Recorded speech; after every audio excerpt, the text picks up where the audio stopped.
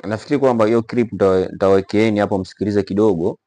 Hiyo clip nitawawekeeni hapo kidogo, mtaisikiliza, mtaangalia kwa kwamba ndio yaliyopo Tanzania, ndio huyu ambao mnamng'ang'ania kila siku, na mtawasikiliza hao Ulaya wanataka nini kwenu nyie wa Kenya, nyie wa Tanzania, nyie wa Afrika.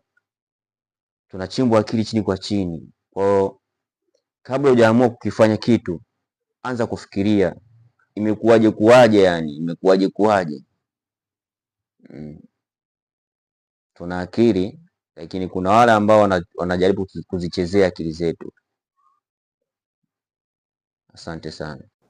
Ndugu wa Tanzania, sisi ni raia wa Jamhuri ya Muungano wa Tanzania ambao baadhi yetu ni viongozi tunaowakilisha jamii yenye kushiriki mapenzi ya jinsia moja hapa nchini mwetu, ambao ni wasagaji, wasagwaji, waliobadilisha jinsia, mabasha na mashoga. Leo kwa umoja wetu tumeamua kuzungumza nanyi wa Tanzania wenzetu, ingawa tumezifunika nyuso zetu kwa sababu za kiusalama.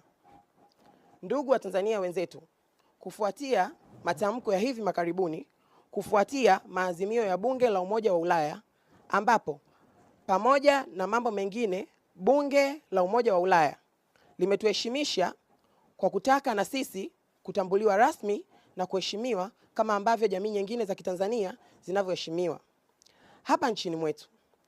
Hata hivyo, shukrani kubwa nyingi na za dhati tunazitoa kwa Chama cha Demokrasia na Maendeleo Chadema, hasa kwa mwenyekiti wake Mheshimiwa Tundu Lissu kwa kutekeleza ahadi waliotuahidi na kwa kusimamia ahadi hiyo kwa vitendo, kwa kupelekea vilio vyetu vya muda mrefu kwa jumuiya mbalimbali za haki za kibinadamu pamoja na Bunge la Umoja wa Ulaya.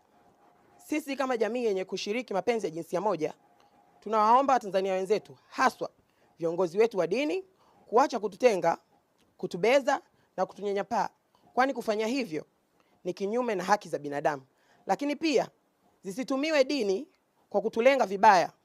Kwa mujibu wa katiba na sheria za nchi yetu, kila mmoja ana uhuru wa kuabudu dini anayoiamini, ili mradi dini hiyo isikiuke sheria za nchi au hata kutokuwa na dini yoyote ile, kwa sababu nchi yetu kwa mujibu wa katiba na sheria zetu haina dini. Aidha, tunatoa wito kwa taasisi mbalimbali za haki za binadamu, asasi za kiraia pamoja na vyama mbalimbali vya siasa nchini kupaza sauti zao kwa ajili ya kuheshimu haki zetu kama ambavyo sisi tunaheshimu haki za jamii nyingine. Pamoja na hayo, tumeungana na taasisi mbalimbali za haki za binadamu, viongozi mbalimbali pamoja na Bunge la Umoja wa Ulaya kwa kutaka kuachiliwa mara moja